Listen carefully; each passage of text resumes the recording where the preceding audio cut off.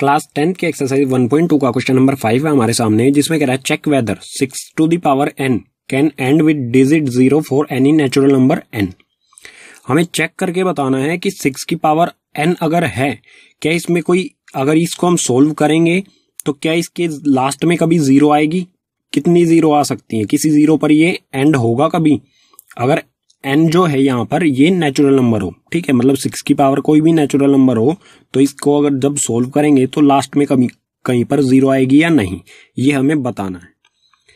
तो कॉन्सेप्ट क्या होता है, अगर हमें किसी के लास्ट में डिजिट जीरो चेक करनी है तो उसमें क्या चीजें हमें चेक करनी पड़ती है। तो यहां पर मैंने वो कॉन्सेप्ट लिख दिया है, देख लेते हैं एक बार। If a number end with zero prime factors must be, अगर कोई नंबर जीरो पर एंड होता है तो उसके प्राइम फैक्टर्स क्या क्या होने चाहिए? 2 और 5 जरूर होने चाहिए, ठीक है। अगर एक पेयर है 2 और 5 का तो उसमें एक जीरो होगी। अगर दो पेयर बनते हैं 2 और 5 के फैक्टर्स के तो उसमें 2 जीरो होंगी।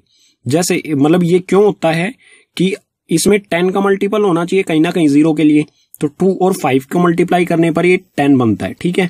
2 5 होता है 10, तो एक पेयर होगा तो 10 हो जाएगा। अगर दो पेयर होंगे तो ये हो जाएगा 100, 3 पेयर होंगे तो हो जाएगा 1000, ठीक है। तो अगर 2 और 5 का इसमें कहीं पर पेयर बनेगा प्राइम फैक्टर्स में 6 to the power n के, तो इसमें जीरो होगी, नहीं तो नहीं होगी। तो 6n के फैक्टर्स कर लेते हैं, ठीक है।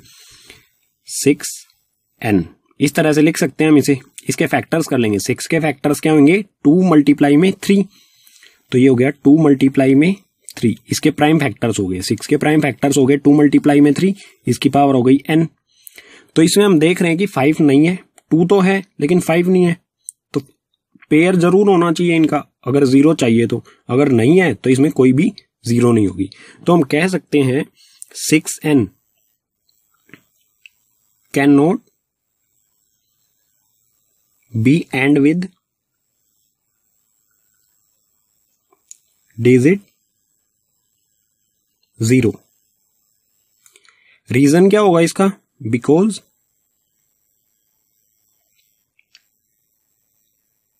its prime factorization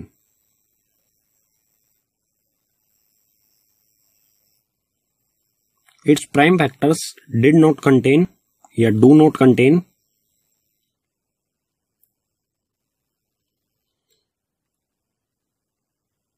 pair of 2 multiply में 5, ठीक है।